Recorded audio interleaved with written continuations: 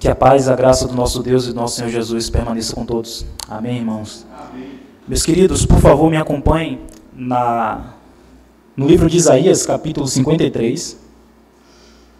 Livro do profeta Isaías, capítulo número 53.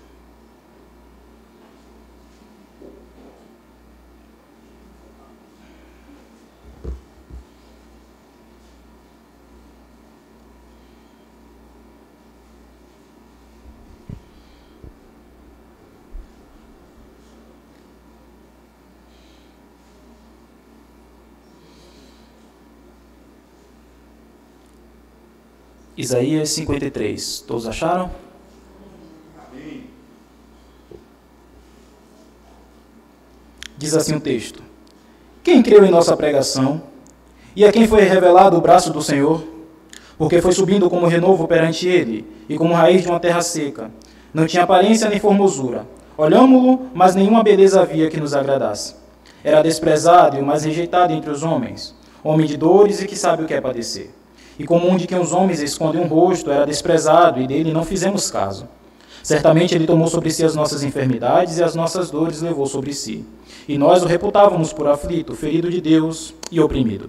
Mas ele foi traspassado pelas nossas transgressões e moído pelas nossas iniquidades. O castigo que nos traz a paz estava sobre ele, e pelas suas pisaduras fomos sarados. Todos nós andávamos desgarrados como ovelhas, cada um se desviava pelo caminho, mas o Senhor fez cair sobre ele a iniquidade de todos nós. Ou de nós todos. Ele foi oprimido e humilhado, mas não abriu a boca. Como o cordeiro foi levado ao matadouro, e como ovelha muda perante os seus tosqueadores, ele não abriu a boca. Por juízo ao opressor foi arrebatado, e de sua linhagem, quem dela cogitou? Porquanto foi cortado da terra dos viventes, por causa da transgressão do meu povo, foi ele ferido. Designaram-lhe a sepultura como os perversos, mas com o rico esteve na sua morte, posto que nunca fez injustiça, nem dolo algum se achou em sua boca. Todavia, ao Senhor agradou moê-lo, fazendo-o enfermar. Quando der ele a sua alma como oferta pelo pecado, verá sua posteridade e prolongará os seus dias, e a vontade do Senhor prosperará nas suas mãos. Ele verá o fruto do penoso trabalho de sua alma e ficará satisfeito. O meu servo justo, com o seu conhecimento, justificará muitos, porque as suas iniquidades deles levará sobre si. Por isso eu lhe darei muitos como a sua parte, e como os poderosos repartirá ele o despojo, porquanto derramou sua alma na morte, foi contado com os transgressores, contudo, levou sobre si o pecado de muitos, e pelos transgressores intercedeu. As características de um Cristo verdadeiro. Esta é a meditação que nós faremos nesta manhã. Oremos, irmãos. Pai Santo de amor e misericórdia, estamos diante da Tua palavra, estamos diante da Tua santa verdade. Pedimos ao Senhor, ó Deus, a iluminação do Teu Santo Espírito, pois nós, como carnais, não temos condições alguma, ó Deus, de entender a Tua verdade, se do Senhor não vier a revelação e o entendimento. Pedimos ao Senhor ajuda, ó Pai, que o Senhor tenha misericórdia de cada um de nós que estamos aqui diante da Tua verdade, da Tua palavra. Que o Senhor tenha misericórdia de mim, que estou, ó Deus, neste momento com a responsabilidade de expô-la. Que o Senhor possa, ó Deus, fazer abater a minha altivez, ó Deus, e diminuir a minha exaltação. E que neste momento só o Senhor Jesus Cristo seja exaltado. Em nome dele que nós oramos e agradecemos. Amém. Irmãos, uma das verdades que o Senhor Jesus Cristo, enquanto esteve aqui na terra, na verdade, um dos alertas que ele sempre fez foi a respeito de falsos cristos e falsos mestres que iriam surgir. Muitas vezes nós, quando estudamos a respeito do fim do mundo, do fim dos tempos, nos apegamos às questões que Jesus sempre sinalizou. Guerras, rumores de guerras, terremotos, os efeitos das catástrofes naturais, os tsunamis, os tufões, furacões, terremotos, enfim. A respeito das pandemias, das doenças que iriam se alastrar. Muitas vezes nós nos apegamos justamente a esses pontos. Mas esquecemos também que um dos pontos que Jesus sinalizou a respeito do fim do mundo foi a respeito dos falsos profetas e falsos cristos que surgiriam. Nós muitas vezes nos apegamos a esses pontos e esquecemos que Jesus alertou, tomem cuidado, surgirão falsos cristos, surgirão falsos mestres. E há necessidade de nós entendermos as características, aquilo que de fato representa o nosso Senhor, para sabermos se de fato estamos servindo ao Cristo verdadeiro, seguindo ao Cristo real. Porque ele mesmo tem dito, surgirão falsos cristos.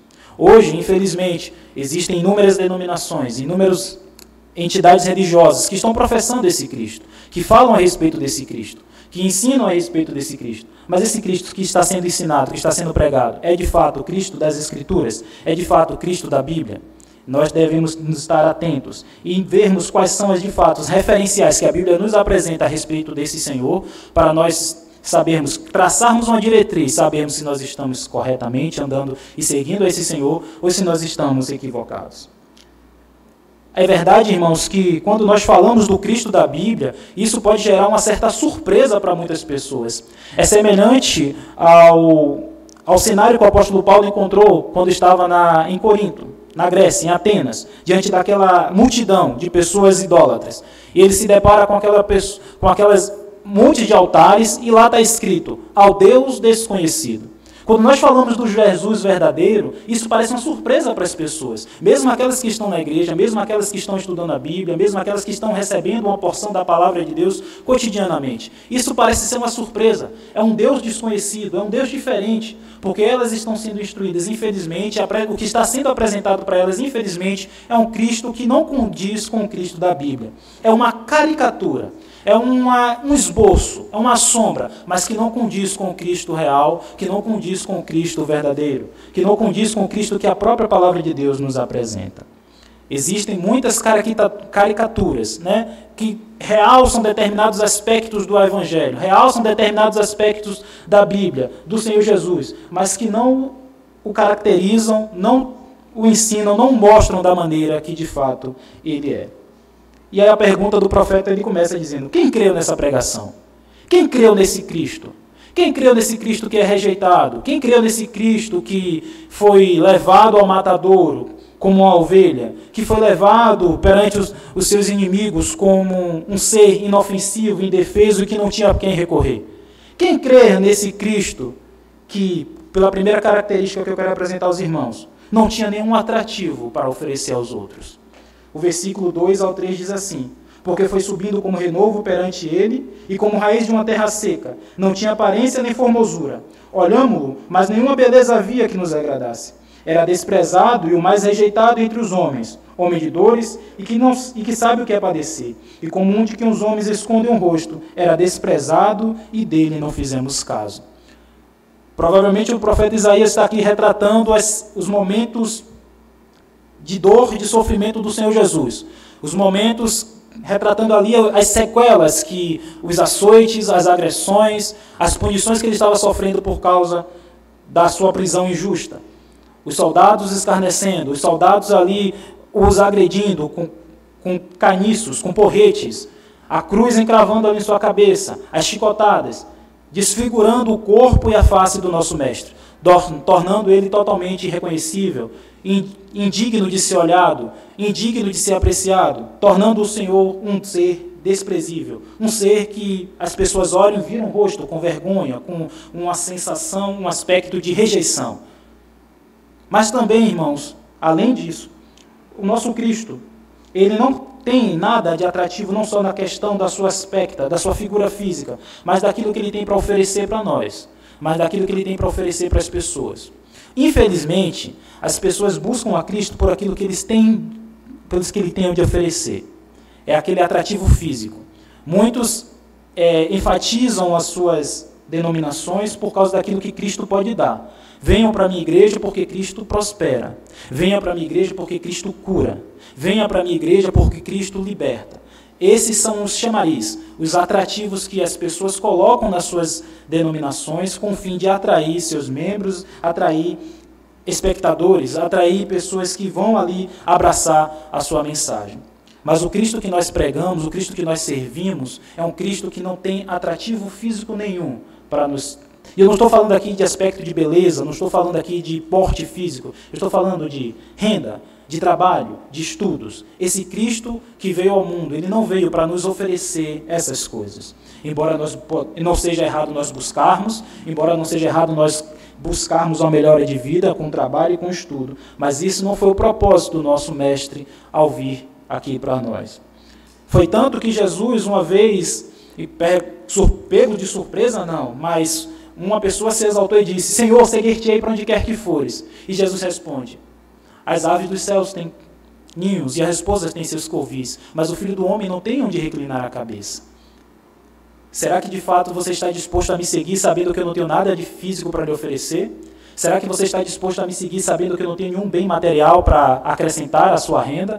Será que você está disposto a me seguir sabendo que eu não posso e não devo, não é a minha prioridade restaurar aquela questão financeira que você está passando, de emprego ou qualquer outra?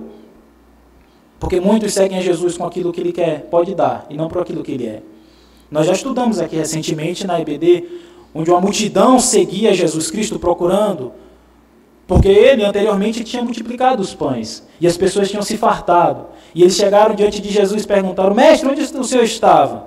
E ele respondeu: vocês me procuram não porque viste sinais, mas porque comeram pão e vos fartaste. Vocês me procuram não por causa de mim, por causa da minha doutrina, por causa da minha palavra, não por causa do reino que eu estou apresentando, mas por causa daquilo fisicamente que eu posso suprir, das necessidades físicas que vocês podem ter supridas através de mim.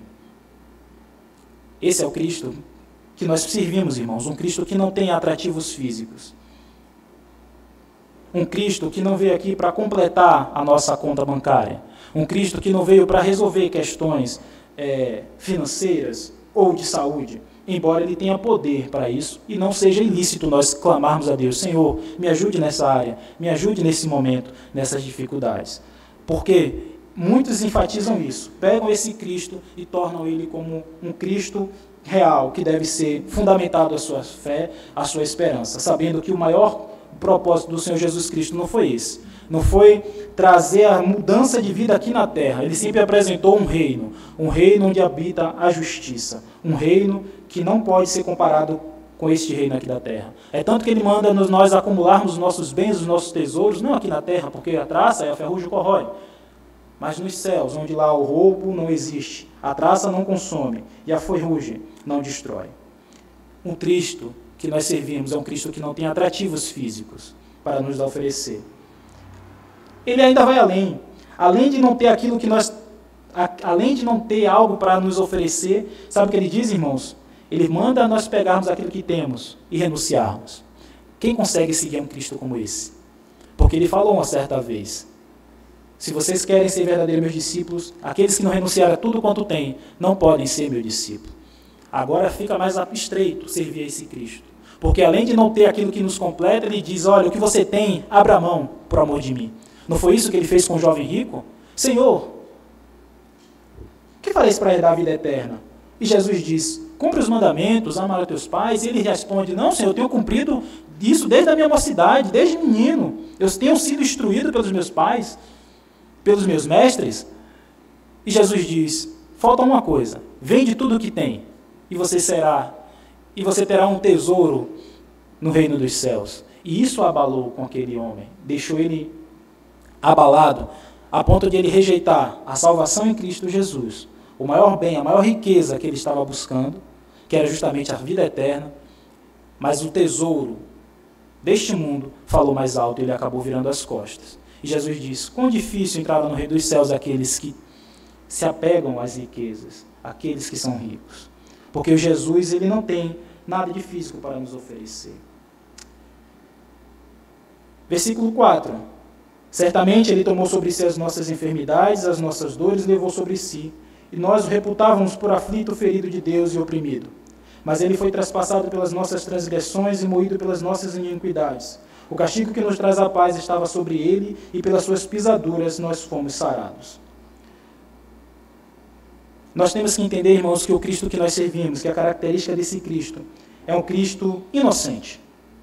Parece até redundante e até sem nexo falar sobre isso.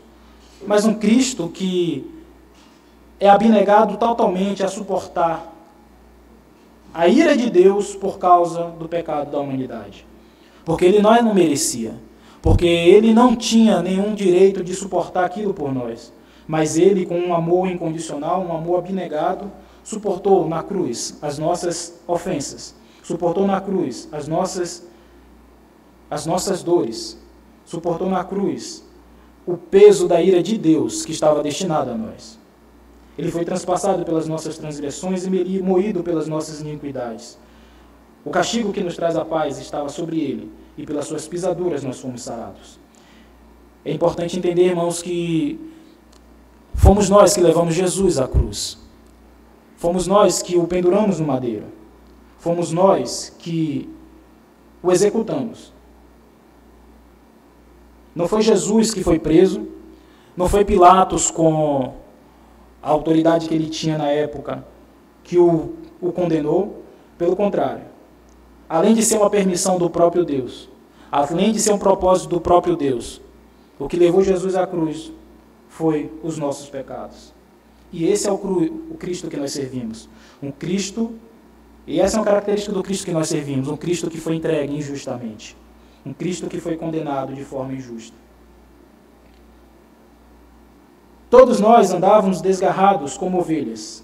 Cada um se desviava pelo caminho, mas o Senhor fez cair sobre ele a iniquidade de nós todos. Quando nós olhamos, irmãos, para esse texto, dá a entender que nosso Deus é um Deus opressor, um Deus que não tem sentimento, um Deus sádico, que tem um prazer na morte, um prazer no sofrimento do seu filho. Não é isso. Quando nós lemos que Deus teve o prazer de entregar o próprio filho por nós, é porque ele estava olhando de forma antecipada para o resultado desse sacrifício. Não é que Deus é um Deus sádico e tem o prazer na morte do seu filho. Ninguém tem o prazer, ninguém em sã consciência tem o prazer de ver o outro sofrendo, principalmente um ente querido como o próprio filho. Mas o Deus, sabendo dos resultados, sabendo das consequências maravilhosas que esse sacrifício traria para a humanidade, ele entregou com prazer o próprio filho para ser crucificado e morto por nós. Esse é um característico de um Cristo obediente e que segue com fidelidade os princípios do Pai. Como ele sempre disse, eu não vim aqui para fazer a minha vontade, mas a vontade daquele que me enviou. E a vontade do Pai era exatamente essa, que ele viesse e se entregasse em favor da humanidade. Ele foi oprimido e humilhado, mas não abriu a boca. Como cordeiro foi levado ao matadouro, versículo 7. E como ovelha muda perante seus tosqueadores, ele não abriu a boca. Por juízo opressor foi arrebatado, e de sua linhagem quem dela cogitou. Porquanto foi cortado da terra dos viventes, por causa da transgressão do meu povo foi ele ferido. É interessante, irmãos, que a descrição do profeta Isaías, ele sempre coloca esse texto como no passado, como se algo que ele, aproximadamente há uns 700 anos antes de Jesus, de fato, vir à Terra, já estava descrevendo de maneira minuciosa o sofrimento do Senhor, mas colocando como se algo que já tivesse acontecido. Ele retrata com muita clareza algo que os profetas, nenhum outro dos profetas chega tão perto, a minuciosidade, a clareza dos sofrimentos e das dores do Senhor Jesus.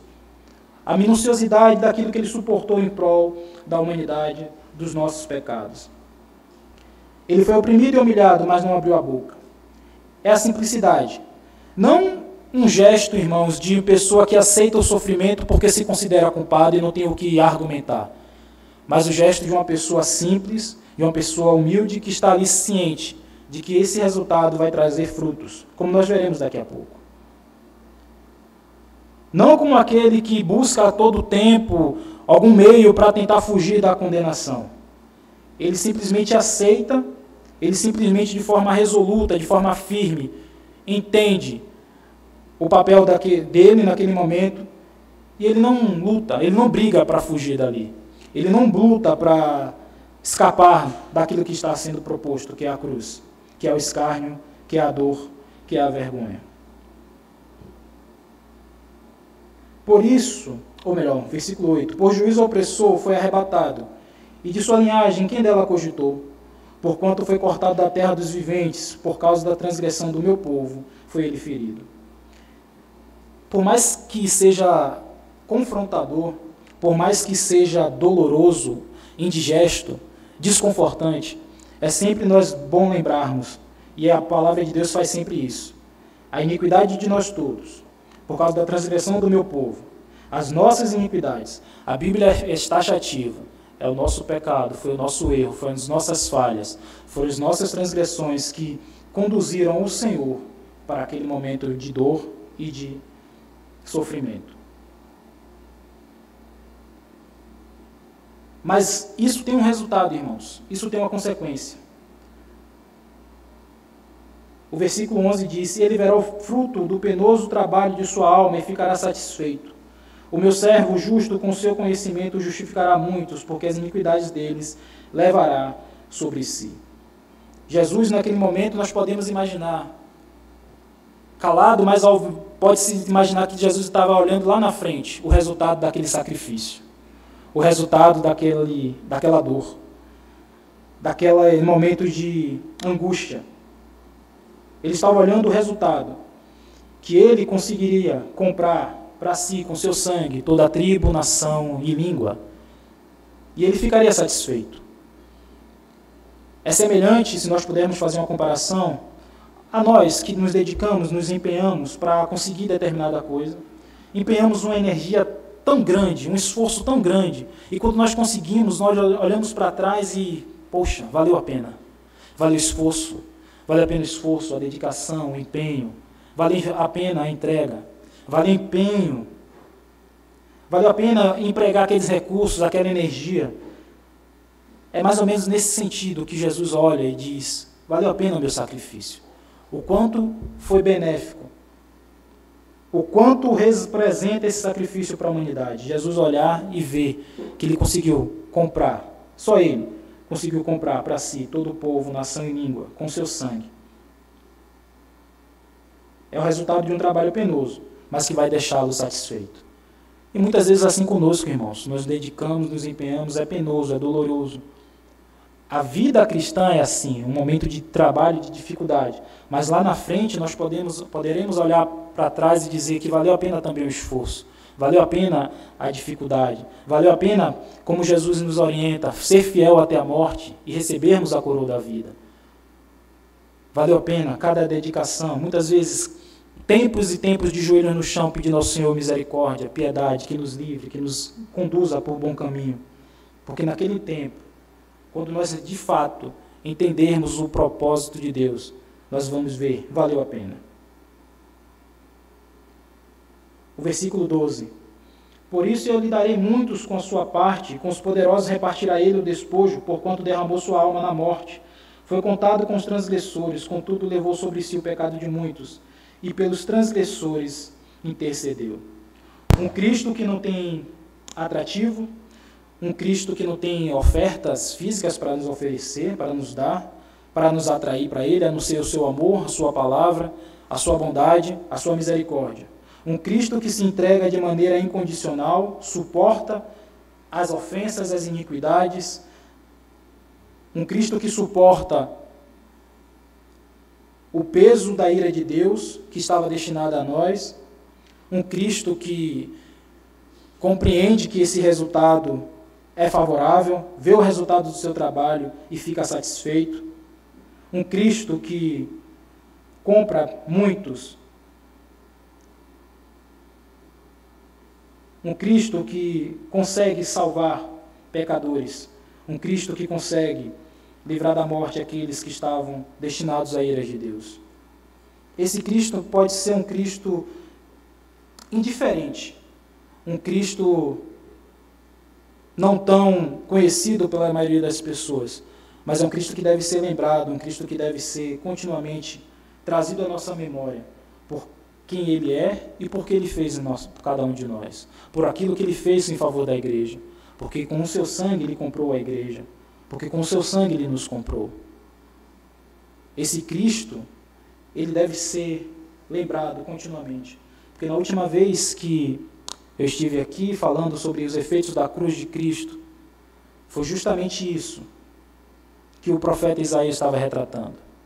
O escárnio, a exposição, a indiferença,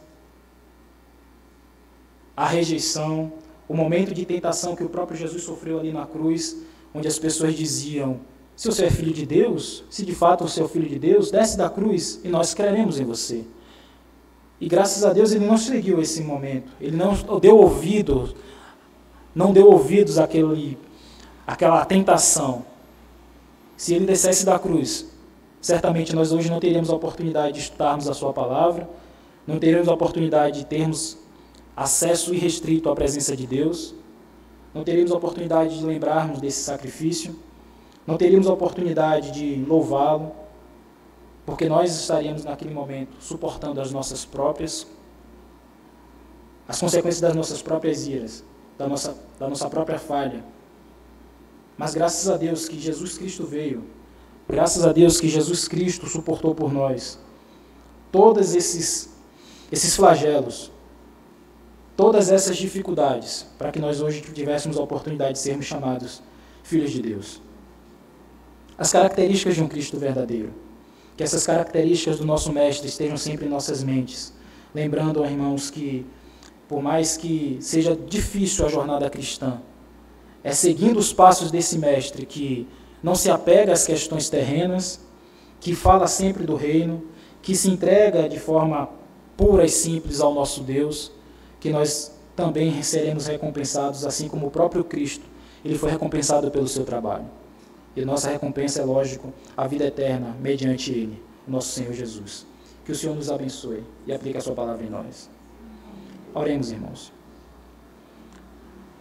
Soberano Senhor, nós queremos continuamente lembrar daquilo que o Senhor fez por nós, através do Teu Filho Jesus Cristo. Nós te pedimos perdão pelos nossos pecados, Pai, e mediante o sacrifício de Jesus Cristo pedimos ao Senhor que nos conduza para uma vida, ó Deus, de meditação contínua na Tua Palavra, de reflexão contínua daquilo que o Senhor fez por nós, de reflexão contínua daquilo que o Senhor realizou na cruz do Calvário por nós. O Senhor nos alertou, ó Deus, que existiriam falsos cristos e falsos mestres ensinando falsas doutrinas, que nós não venhamos a nos deixar levar por qualquer vento de doutrina, mas venhamos a nos apegar fortemente ao Cristo que a Bíblia nos apresenta, ao Cristo que os apóstolos nos apresentam, ao Cristo crucificado, ao Cristo que entregou-se por nós de maneira incondicional. Que nós possamos nos apegar ao Cristo que não está mais na cruz, ó Deus.